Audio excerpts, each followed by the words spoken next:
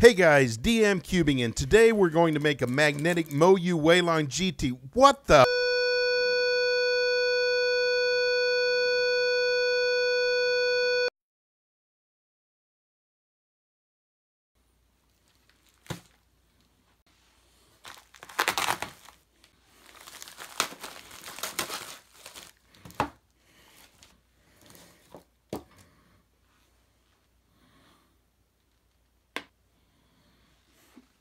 Hey guys, DM Cubing, and today we're going to make a magnetic MoYu Weilong GTS2.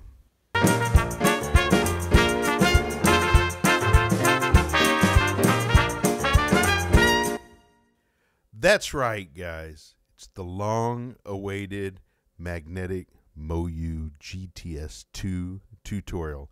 After a major glitch at the MoYu factory results in sending the version 1 cube in the version 2 boxes, and those of us that got the wrong cubes were all going like, where are the cubes that I ordered, and why is there this cube in this new box? But everything's fine now. The cubicle pulled through it. The speed cube shop pulled through it. Life is good again because those of us that got the wrong cubes are starting to get the right cubes. And now we can put magnets in them. So here's my tutorial. It's very easy. I think you'll enjoy it. Let's go. The new Weilong GTS2 is a fairly lightweight cube weighing in at 79.5 grams. It has a width of 55.5 millimeters. The edge piece thickness measures at about 0.0435 inches and the corner piece thickness at about 0.04 inches. On my prototype here, I use grade N38 4mm by 2mm neodymium magnets. I think this gives a relatively strong magnetic pull force in this cube. I also plan on doing two other cubes, one using grade N35 and the other grade N42. The results and findings of those cubes will be updated to the description of this video. As far as the things that you'll need for this project, you'll need 48 4mm by 2mm neodymium magnets. You'll need an adhesive. Super glue works fine, or use your favorite adhesive. You might need something to apply that adhesive to the cubey piece plastic. You may or may not need a screwdriver for prying magnets or repositioning magnets that end up in the wrong place. I'll discuss this in detail later on. The cube comes well lubed with this light kerosene type lubricant. It's best to remove all of this prior to doing any kind of modification to the cube. Disassembly is very straightforward. Here's the edge piece, and it just pulls apart here, the two halves.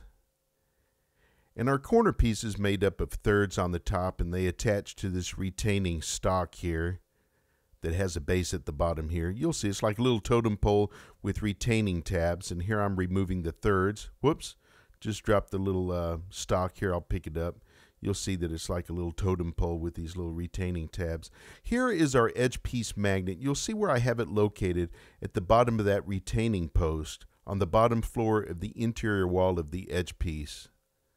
This makes a good repeating place so that each time I place this magnet, it's in the identical place time and time again. It helps with the lining later on. And here the edge piece is in relationship to the corner piece magnet. And I'll zoom in a tad. But first, here's a word on my gluing technique. Hey guys, this is an insert video, so the audio quality may be a little bit different than the rest of the video, but I wanted to address an issue that comes up every once in a while. Sometimes I get a question or a comment in my videos, and somebody will say like, well, can't you glue both magnets at the same time and not worry about polarity? And what they're talking about is the practice, the technique of creating a master edge piece and a master corner piece. And then what that does is you're gluing both magnets here at the same time. You pull them apart, and then you align and glue all subsequent corner pieces to this master edge piece, and vice versa to this master corner piece. You align and glue all subsequent edge piece magnets. Well, the reason why I don't do that is twofold. First of all, I don't buy into the notion that you can just place magnets as you see like this on dry plastic and then come along and put a drop of super glue here and a drop of super glue here and create a permanent lasting bond. Trust me, it doesn't work that way. I pull enough of magnets out of cubes that I've prototyped to know that that is not a permanent bond. Even the way I do it is not totally permanent. I mean, you can remove the magnets, but when you put a magnet on dry plastic and then you put a drop of super glue over it, that's a least permanent bond. So that's the first reason.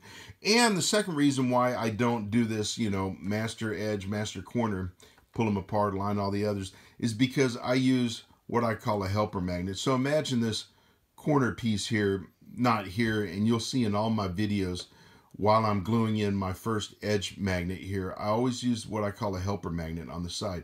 The reason why is that keeps this magnet in place, keeps it from moving around. I don't always use super glue. Sometimes I use a 2-part 2-ton epoxy. Sometimes I use a different style of Gorilla Glue. And these glues are very slow curing, very slow hardening.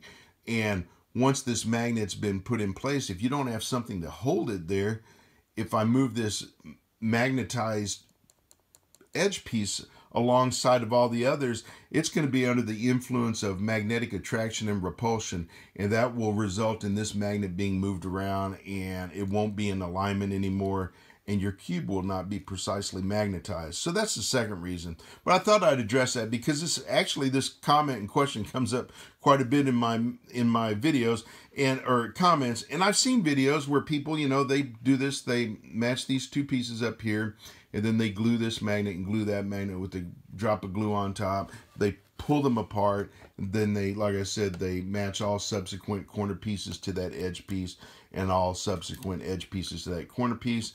But their method of gluing is different because all they're doing is coming along, placing magnets, and then placing a drop of glue. Anybody that's watched my videos knows that first I'll put glue on the plastic, then I'll seat the magnet, then I'll come back and put more glue. So that's the reason why I do what I do, because it seems to create the best possible bond between magnet and plastic. And that's what we want. We want something that's going to last in our cubes. And one last comment about the final weight of the cube. The 48 neodymium magnets add exactly 10 grams to the weight. So we started out at 79.5 grams, and the cube's going to end up weighing 89.5 grams, which is the weight of 2 nickels. To maintain a consistent polarity while gluing, I always mark the end of my stick of magnets. I put a little piece of paper between the last 2 magnets, and then I always remove the magnets from the opposite end of this. To glue the edge piece magnet, first I put a small drop of glue on my stick. Here I put the drop at the bottom of this retaining post, and I position my magnet into this. You need to kind of snug that in there and pull it down towards that. Then what we'll do is we'll put an additional drop of glue, usually a little bit larger drop of glue, to kind of encapsulate the magnet. And then we just pull the stack of magnets off, leaving a retaining magnet, and that will hold that glued in magnet in position, particularly if you're using a different kind of adhesive. Now here, if you happen to have gotten a magnet that didn't line up right, just use a small flat blade screwdriver and just push it down into position, and once it's there, put another drop of glue. Once you've done all 24 halves, you set these aside and let them dry for a while. I'd give them about 45 minutes to an hour before handling them. Next, I show the gluing of the corner piece magnet. Here I'm using this ledge on this artist table that I have. It has this adjustable ledge here, and I can butt these right up against it, and it makes a very nice aligning tool for myself. And then I just drop the magnet, and I'm holding it there so it stays in place. And then I'll put an additional drop of glue. I'll show you 2 alternate ways of accomplishing the same thing if you don't have a little ledge on your desk or something like that. I'll show you here in just a second.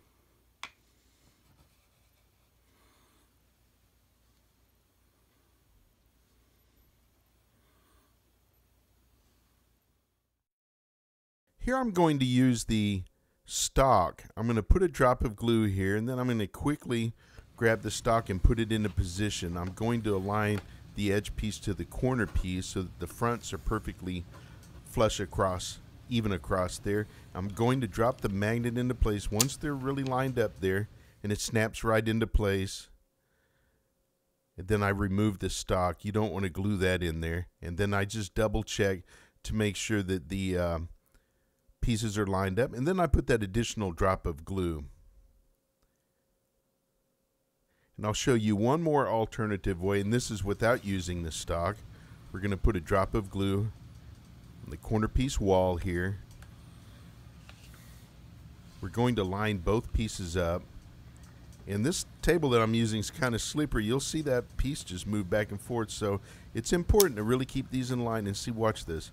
See how I just kind of moved it right into place, and the magnet kind of snaps right where it needs to be. So, and then we put another drop of glue. Then we set these aside on a flat surface. It's very important to put them on a flat surface so that they dry, you know, the glue dries perfectly. And every once in a while, your helper magnet will fly into your edge piece like this. Just use a screwdriver and just carefully kind of lift it out of there. Then you set these aside, let them dry. I generally, you know, the whole process, I usually let this sit overnight. After about 20 minutes like this, I pull them apart, and this will decrease fogging because sometimes the fumes coming from super glue will kind of fog the plastic. So I just kind of separate them out, and this kind of lets it breathe. And actually, I have a ceiling fan on a pretty good speed to kind of, you know, get them ventilated and stuff. And this prevents this grayish fog that develops on the black plastic. Once you've assembled the individual cubey pieces, it's a good idea to put the cube together without the core. The magnetic attraction of the corners to edge pieces will hold it together. If you have any polarity issues, they'll show up here. And you can see how you can do simple moves here. And it's being held together entirely by the magnetic force, the corners attracting the edges. Isn't that neat? And after assembling my cube, I think it's awesome. This is going to be one of the more popular magnetic cubes, I'm sure of it. I use grade N38, and I think they give kind of a medium to strong feeling. I don't know if I would go any higher than that. In some prototyping, I probably will. Some people may want to go even as low as a grade N35 if you like more of a subtle magnetic feel. But this is an awesome cube. I hope this tutorial's been helpful. Thanks for watching. If you have any questions or comments, let me know, and I'll see you the next time. Happy cubing!